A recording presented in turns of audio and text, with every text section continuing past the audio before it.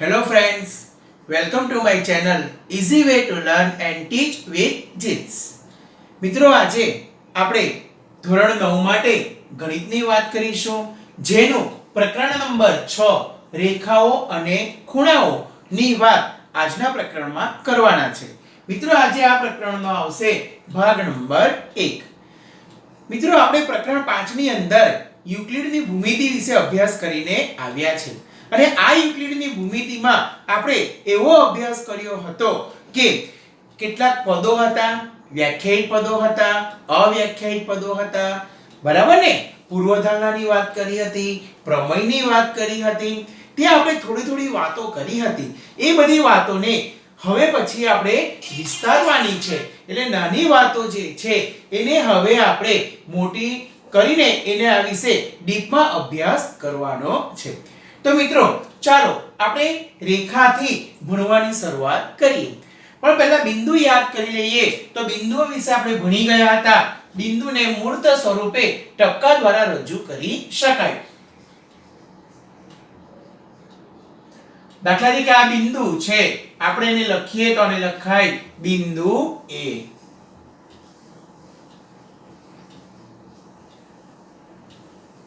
ચલો એ જ રીતે આમ લખું તો આ લખાય બિંદુ B, આ બિંદુ C, બિંદુ D. આ રીતે અસંખ્ય બિંદુઓ આપણને મળે. મિત્રો આ બિંદુ એક કલ્પના છે, પણ આ કલ્પનાને આપણે મૂર્ત સ્વરૂપે રજૂ કરવી હોય તો આ ટપકા દ્વારા રજૂ કરી શકાય. મિત્રો આ મૂર્ત સ્વરૂપ એટલે શું? દાખલા તરીકે આપણે એમ કહીએ છીએ કે ભગવાન છે, ખુદા છે, બરાબર? તો પણ આપણે ભગવાનને કોઈ જોયા નથી.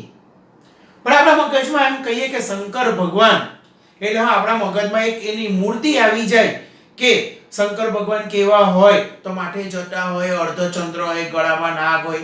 આવી મૂર્તિ આપણા મનની અંદર આવી જાય. આ સ્વરૂપને આપણે મૂર્ત સ્વરૂપ તરીકે ઓળખીએ છીએ. એવી જ રીતે આ બિંદુ જે છે, બિંદુ એટલે ટપકું, પણ એને મૂર્ત સ્વરૂપે રજૂ કરવું હોય તો આ રીતે આપણે રજૂ કરી શકીએ છીએ.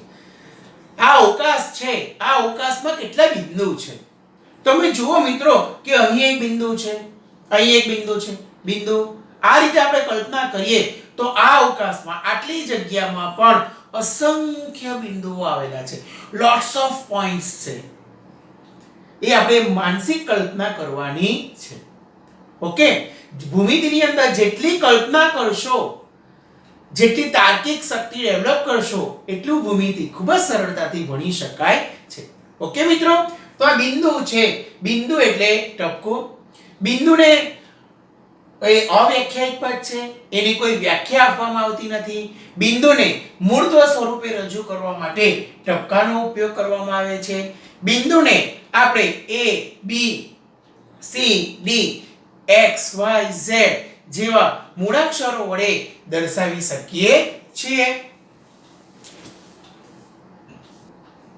તો આ રીતે મિત્રો બિંદુઓ વિશે આટલી બાબતો આપણે ધ્યાનમાં રાખીશું કે બિંદુ એ અવ્યાખ્યાયિત પદ છે. બિંદુને મૂર્ત સ્વરૂપે રજૂ કરવા માટે ટપકાનો ઉપયોગ થાય છે. બિંદુને સંકેતમાં દર્શાવવા માટે અંગ્રેજી મૂળાક્ષરો A, B, C, D, X, Y, Z નો ઉપયોગ કરવામાં આવે છે.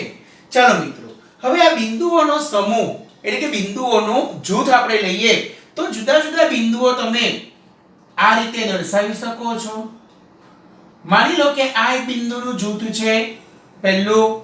બીજી રીતે બિંદુઓના જૂથને તમે આ રીતે દર્શાવી શકો. ત્રીજું બિંદુઓના જૂથને તમે આ રીતે દર્શાવી શકો. બિંદુઓના જૂથને આપણે આ રીતે દર્શાવી શકીએ. મિત્રો અહીં તમે જોઈ શકો કે આ બિંદુઓ જે છે એ બિંદુઓને જો તમે જોડો તો આપણને સીધી લીટી ક્યારે મળે છે? જો આ બિંદુઓને આપણે લાઈનમાં જોડીએ તો તમે જોઈને ચોક્કસ રીતે કહી શકો કે આકૃતિ નંબર 4 માં બિંદુઓને જોડતા આપણને એક સીધી લીટી મળે છે. મિત્રો આ સીધી લીટી એને આપણે શું કહીએ છીએ? તો આ સીધી લીટીને આપણે સામાન્ય રીતે રેખા તરીકે ઓળખીએ છીએ. ઓકે મિત્રો, તો ચાલો હવે આપણે રેખા વિશે માહિતી મેળવીએ. ચલો મિત્રો, હવે વાત કરીએ રેખા. રેખાને આપણે અંગ્રેજીમાં લાઈન તરીકે ઓળખીએ છીએ. મિત્રો, રેખા એટલે શું? તો હમણાં આપણે વાત કરી ને કે એક જ સીધી લીટીમાં જો બિંદુઓ હોય તો એના દ્વારા રેખાની રચના કરવામાં આવે, એટલે એના દ્વારા રેખા મળે.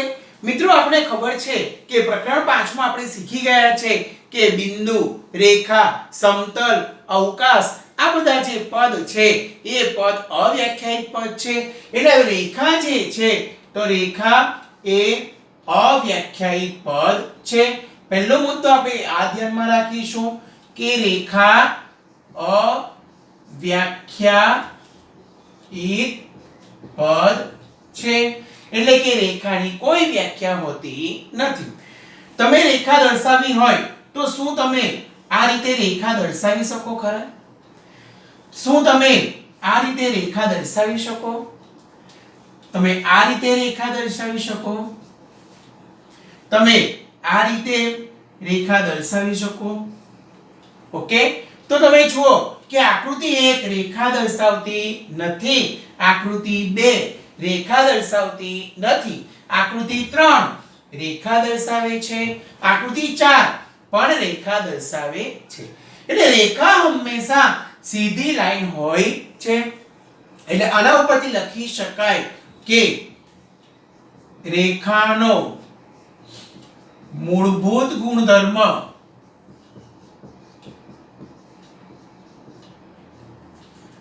સીધાપણું છે.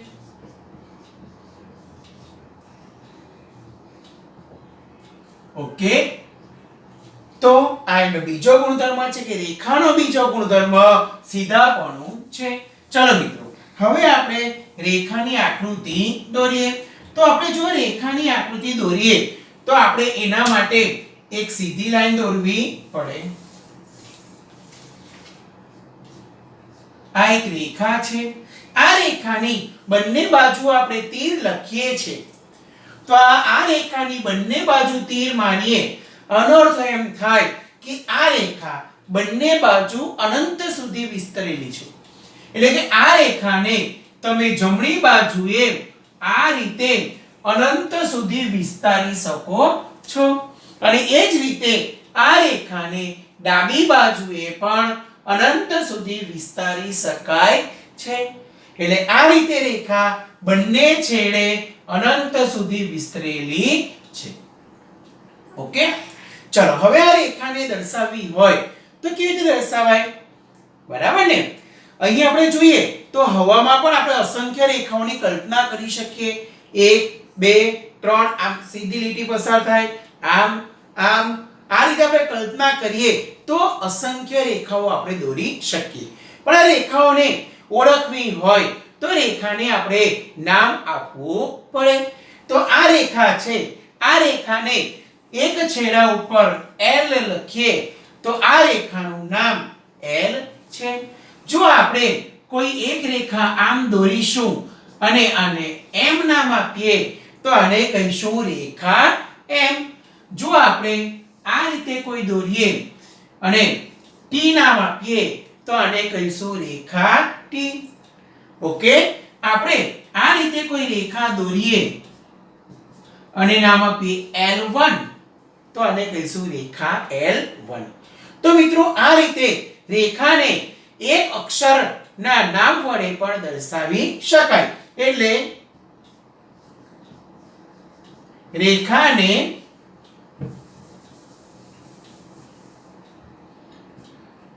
L M N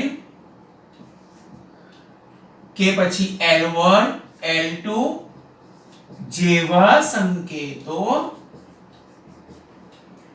વડે દર્શાવી શકાય.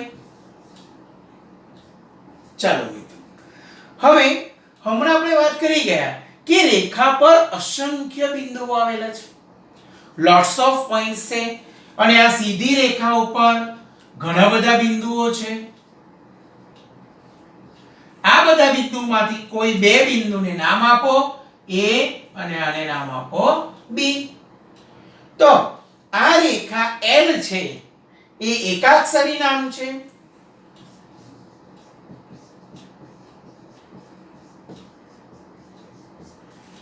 પણ આપણે આ રેખાને બે અક્ષરના નામ વડે દર્શાવવું હોય તો પણ દર્શાવી શકાય. આ રેખા પર બે બિંદુ છે A અને B. તો આ રેખાને સંકેતમાં રેખા AB તરીકે દર્શાવવામાં આવે છે. એટલે AB લખવાનું, એની ઉપર એક રેખા દોરવાની, તો આને રેખા AB કહીશું. એને આપણે આ રીતે પણ લખી શકીએ, રેખા AB. ઓકે મિત્રો, સામાન્ય રીતે આપણે હવે પછી રેખા AB ને આ રીતે લખીશું કે રેખા AB. ઓકે, ચાલો હવે ધારો કે અહીંયા આ રેખા L છે, એના ઉપર AB છે, તો L અને AB આ બંને એક જ છે. એ બાબતનું પણ ધ્યાન રાખીશું કે L બરાબર રેખા AB. હવે મિત્રો ધારો કે મારી પાસે આ એક રેખા છે.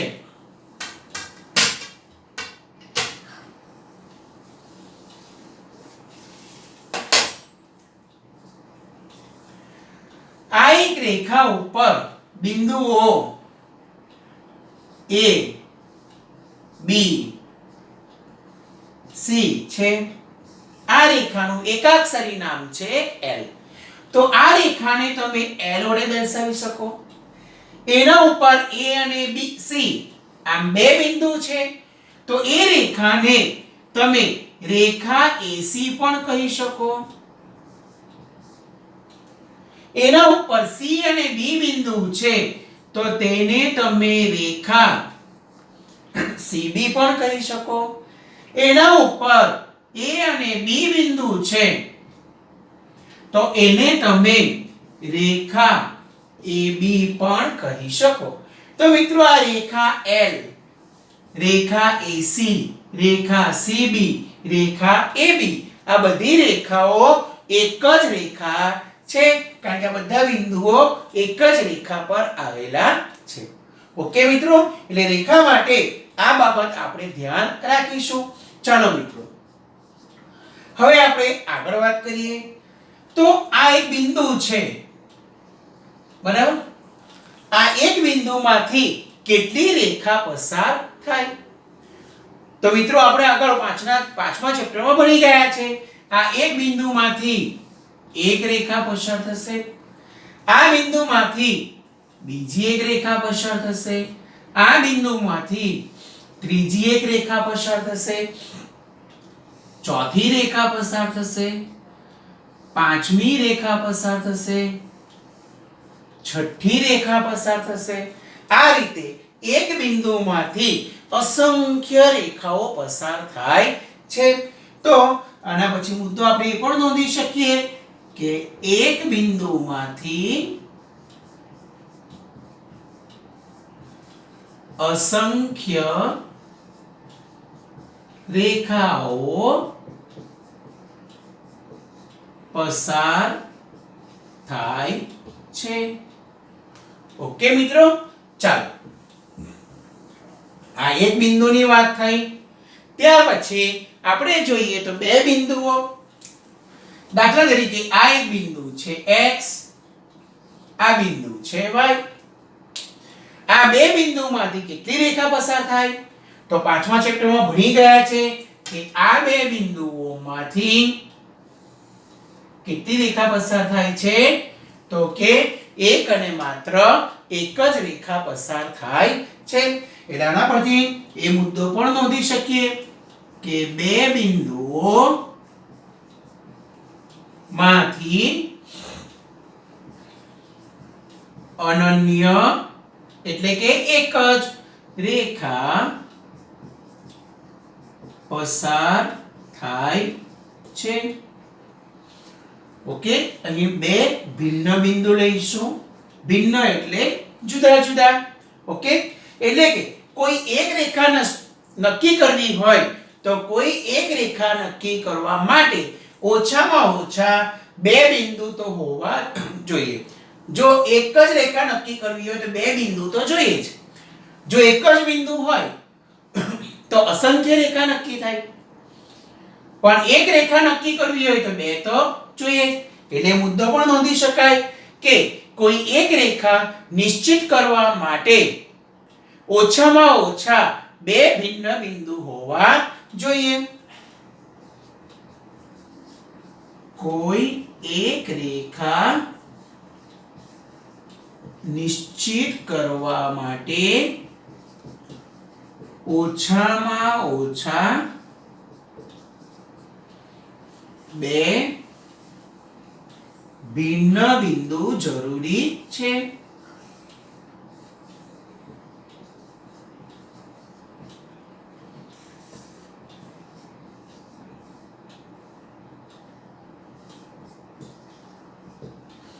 ઓકે, અથવા એમ પણ લખી શકો કે દરેક રેખામાં ઓછામાં ઓછા બે ભિન્ન બિંદુ હોય છે. એટલે એ મુદ્દો પણ લખી શકો કે દરેક રેખામાં ઓછામાં ઓછા બે ભિન્ન બિંદુ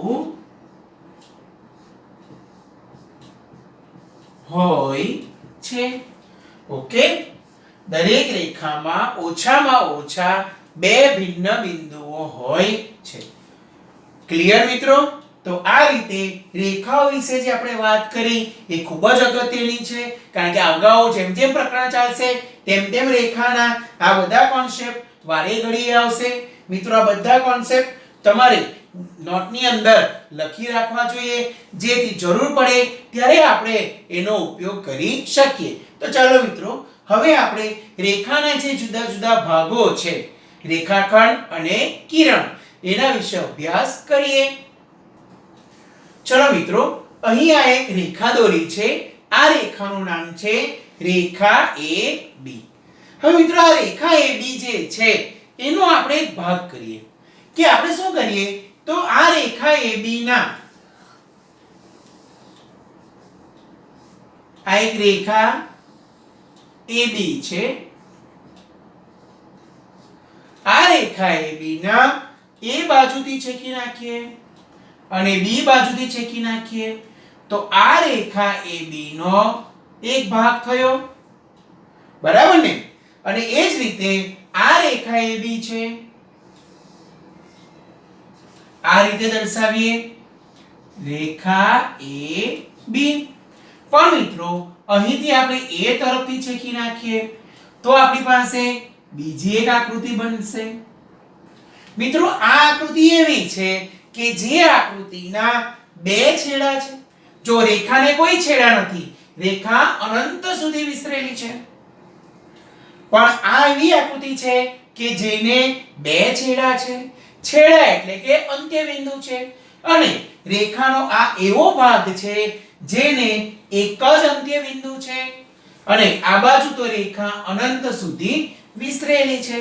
આને આધારે રેખાના જ્યારે બે ભાગ કરીએ ત્યારે બે પ્રકારના ભાગ આપણને મળે છે. એક ભાગ કે જેના બે અંત્ય બિંદુ છે એ ભાગને રેખા ખંડ કહે છે.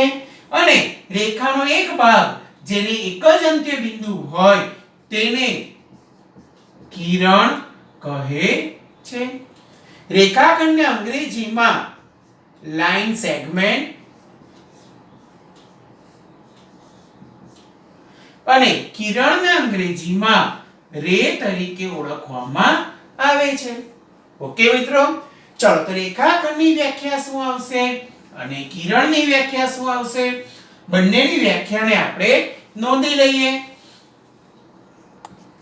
ચલો મિત્રો, તો બે અંત્ય બિંદુ વાળા રેખાના ભાગને રેખાખંડ કહે છે અને એક જ અંત્ય બિંદુ વાળા રેખાના ભાગને કિરણ કહે છે. મિત્રો, આ રેખાખંડ જે છે એ રેખાખંડને સંકેતમાં કેવી રીતે લખી શકાય?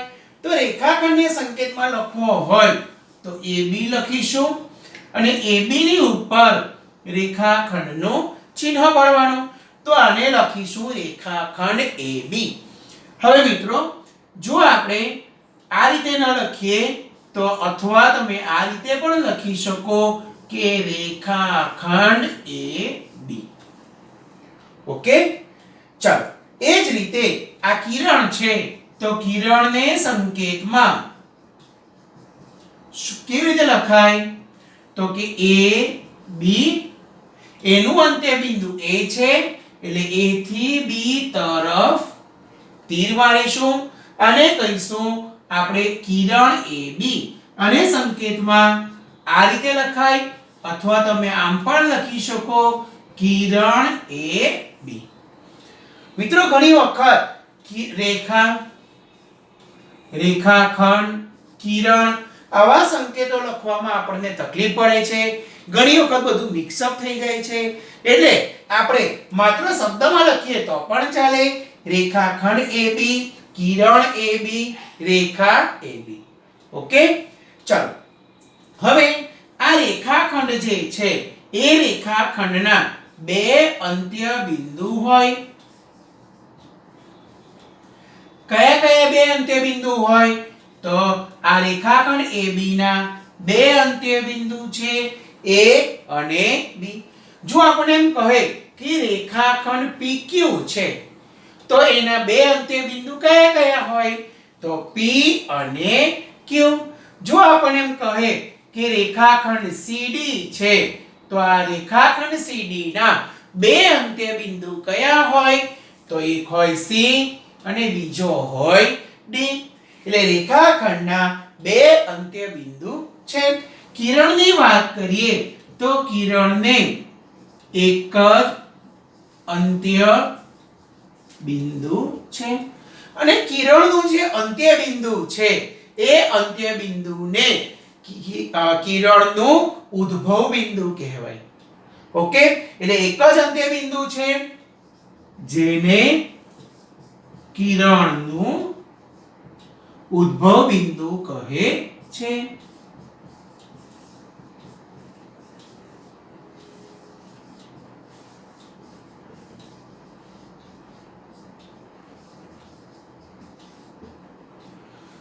એટલે મિત્રો કિરણ AB નું ઉદ્ભવ બિંદુ કયું થશે? A. આપણે આમ લખીએ કિરણ AB તો એનું ઉદ્ભવ બિંદુ કયું થશે? A. જો મિત્રો તમે આમ લખો કિરણ XY તો એનું ઉદ્ભવ બિંદુ કયું થશે? તો કિરણ XY, આનો અર્થ કિરણ X બિંદુમાંથી નીકળે છે અને Y તરફ જાય છે. ઓકે, અને જો આપણે આમ લખીએ કે કિરણ BA તો કિરણ BA નું ઉદ્ભવ બિંદુ.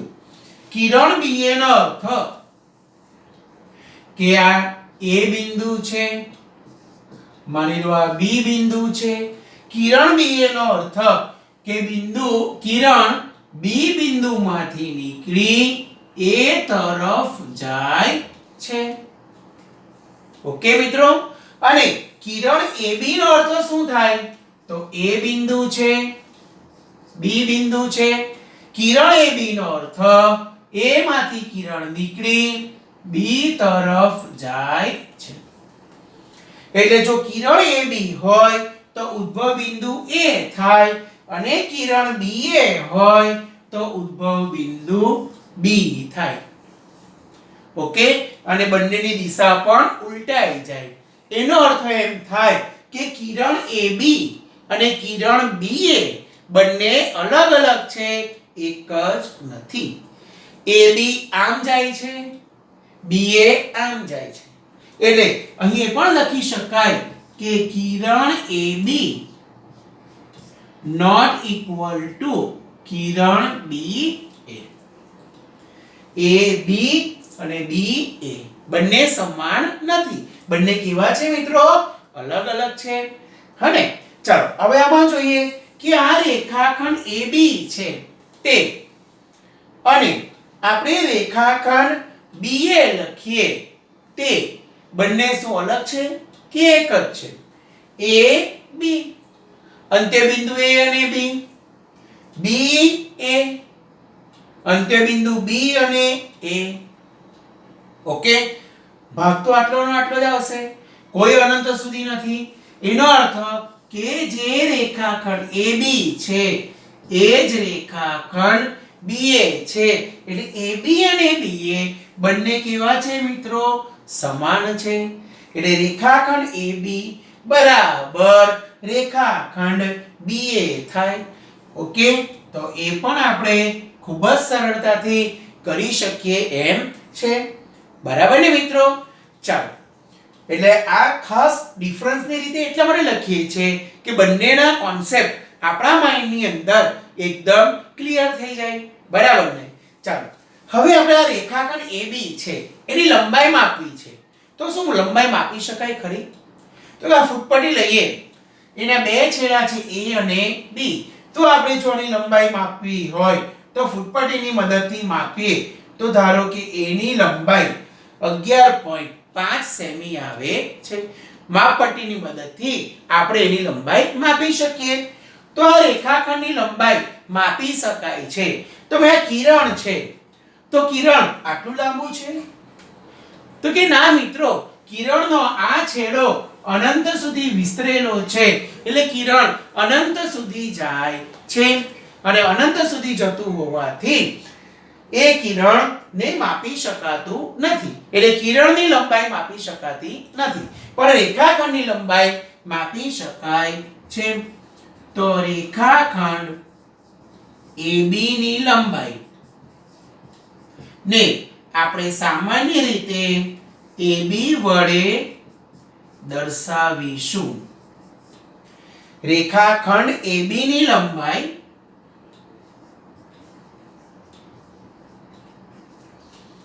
AB ની લંબાઈને સામાન્ય રીતે AB વડે દર્શાવીશું. દાખલા તરીકે આ એક રેખાખંડ છે. ઓકે, આપણે અહીં માપેલો હતો અને આ રેખાખંડની લંબાઈ આપણે માપી છે. કેટલી માપી? તો કે 11.5. તો આપણે એમ લખી શકાય કે રેખાખંડ AB ની લંબાઈ એટલે કે AB બરાબર 11.5 સેમી. ઓકે, તો મિત્રો આ રીતે રેખાખંડ અને કિરણ બંનેનો કોન્સેપ્ટ આપણે ક્લિયર કર્યો. વારે ઘડીએ આનો ઉલ્લેખ આવશે, યાદ રાખજો. રેખાખંડના બે છેડા અંત્યબિંદુ હોય, કિરણનું એક અંત્યબિંદુ હોય. રેખાખંડ AB બરાબર BA થાય, પણ કિરણ AB બરાબર કિરણ BA થતું નથી, કારણ કે બંનેના ઉદ્ભવ બિંદુ બદલાઈ જાય છે. ઓકે મિત્રો, ચાલો હવે બીજા કેટલાક અગત્યના કોન્સેપ્ટ છે જેની હવે આપણે ચર્ચા કરીશું. ચલો મિત્રો, હવે કેટલાક બીજા સિદ્ધાંતો ક્લિયર કરીશું આપણે. અહીં એક રેખા દર્શાવેલ છે. આ રેખાને નામ આપ્યું છે મેં L રેખા. અહીં A B C D આ ચાર બિંદુઓ રેખા L પર આવેલા છે. જ્યારે રેખા L પર નથી એવા બિંદુઓ X Y Z એમ આવેલા છે. ઓકે મિત્રો, હવે તમે જુઓ કે આ બિંદુ A B અને C આ ત્રણ બિંદુ એક જ રેખા પર આવેલા છે. એટલે અહીં A B C ત્રણ બિંદુ એક જ રેખા પર છે.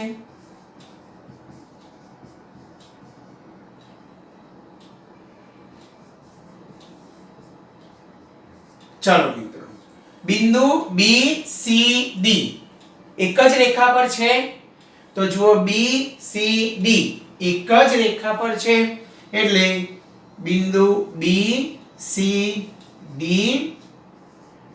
એક જ રેખા પર છે. ચાલો મિત્રો, બિંદુ A B X આકૃતિ જોઈને નક્કી કરો કે બિંદુ A B X એક જ રેખા પર છે કે નથી? તો જુઓ એ બી રેખા L પર છે, જ્યારે x ઉપર છે. તમે જુઓ તો આ બિંદુ આમ અને પછી આમ જાય છે. ત્રણે ત્રણ બિંદુ કોઈ એક જ રેખા પર આવેલા નથી. એટલે ABX એક જ રેખા પર આવેલા નથી. ઓકે, ચાલો બિંદુ AXC જુઓ AXC કોઈ એક જ રેખા પર છે. તો કે આ બે A અને C એક રેખા પર છે, પણ X એ રેખા પર નથી. એટલે બિંદુ AXC એક જ રેખા પર આવેલા નથી. એટલે અહીં મિત્રો આપણી પાસે બે પ્રકારના બિંદુ થઈ ગયા. ત્રણ બિંદુ એક જ રેખા પર હોય, બિંદુ એક જ રેખા પર ન હોય. ઓકે, ચલો 4 ની વાત કરીએ તો બિંદુ A B C D એક જ રેખા પર છે. બિંદુ A B C X A B C X એક જ રેખા પર નથી. X બાર છે. એટલે ત્રણ કે તેથી વધારે બિંદુઓ એક જ રેખા પર હોય અને ત્રણ કે તેથી વધારે બિંદુઓ એક જ રેખા પર આવેલા નથી. તો એને આધારે આપણે બે પ્રકારના બિંદુઓ મળે. એક જ રેખા પર આવેલા બિંદુઓ તેને આપણે કહીશું સમરેખ બિંદુઓ, અને એક જ રેખા પર આવેલા ન હોય તેવા બિંદુઓને કહીશું અસમરેખ બિંદુઓ. તો ચાલો મિત્રો બંનેની વ્યાખ્યા આપણે નોંધીએ. ચલો મિત્રો હવે જોઈએ સમરેખ બિંદુઓની વ્યાખ્યા. જો ત્રણ કે તેથી વધારે બિંદુઓ એક જ રેખા પર આવેલા હોય તો તેને સમરેખ બિંદુ કહે છે. મિત્રો તમને એમ થશે કે ત્રણ કે તેથી વધારે બિંદુ, બે કેમ નહીં? તો મિત્રો તમે જુઓ કે કોઈ પણ બે બિંદુ લઈએ, એ બે બિંદુ હંમેશા સમરેખ જ હોય. તમે આ બિંદુ લેવ તો એ પણ હંમેશા સમરેખ જ હોય. તમે આ બિંદુ લેવ અને આ લેવ તો એ પણ હંમેશા સમરેખ હોય. આ બે બિંદુ પણ સમરેખ હોય જ. એટલે બે બિંદુ તો હંમેશા સમરેખ હોય જ. એટલે વ્યાખ્યાની જ્યારે વાત આવે ત્યારે ત્રણ કે તેથી વધારે બિંદુઓ લેવા પડે. એટલે જો ત્રણ કે તેથી વધારે બિંદુઓ એક જ રેખા પર આવેલા હોય તો તેને સમરેખ બિંદુઓ કહે છે. મિત્રો અસમરેખ બિંદુઓ, જે બિંદુઓ સમરેખ નથી એટલે સમરેખ ન હોય તેવા બિંદુઓને અસમરેખ બિંદુઓ કહે છે. મિત્રો આવું પણ લખી શકો કે જો ત્રણ કે તેથી વધારે બિંદુઓ એક જ રેખા પર આવેલા ન હોય, અહીંયા ન શબ્દ ઉમેરી દો તો અસમરેખ બિંદુની વ્યાખ્યા મળી જાય. ઓકે મિત્રો, ચાલો અહીં કેટલાક પ્રશ્નો લખ્યા છે, આપણે એનો જવાબ મેળવવાનો પ્રયત્ન કરીએ. બિંદુઓ A B D સમરેખ છે. ચાલો A B D સમરેખ છે. A B D એક જ રેખા પર છે. તો કે હા, બિંદુઓ A B D સમરેખ છે. ચાલો મિત્રો બિંદુઓ B C D અસમરેખ છે. B C D તમે જુઓ એ તો એક રેખા પર છે એટલે સમરેખ છે, પણ અહીં કીધું છે અસમરેખ. તો કે ના, એ બિંદુઓ અસમરેખ નથી પણ સમરેખ છે. ચાલો બિંદુઓ A B D X સમરેખ છે. ચાલો A B D X સમરેખ છે? તો કે ના, એ તો અસમરેખ છે. ચાલો બિંદુઓ A C Y M A C Y M A C Y M અસમરેખ છે? તો કે હા, A સી એક રેખા બીજી થઈ જાય વાય સી એમ બધા એક રેખા પર નથી એટલે અસમરેખ છે તો કે હા અસમરેખ છે ચલો બિંદુઓ વાય સી એમ સમરેખ છે જુઓ વાય સી એમ હવે આપણે એમ થાય કે સી તો રેખા એલ પર છે વાય અને એમ રેખા એલ પર નથી એલા બધા બિંદુ કેવા છે અસમરેખ છે પણ જુઓ મિત્રો કે આ ત્રણે ત્રણ બિંદુઓ જે છે એ ત્રણે ત્રણ બિંદુઓમાંથી પસાર થાય એવી આપણને બીજી એક રેખા મળે છે જેથી YCM એક જ રેખા પર આવેલા છે એટલે YCM સમરેખ છે તો કે હા તે સમરેખ બિંદુઓ છે ઓકે મિત્રો આશા રાખું છું કે તમને આમાં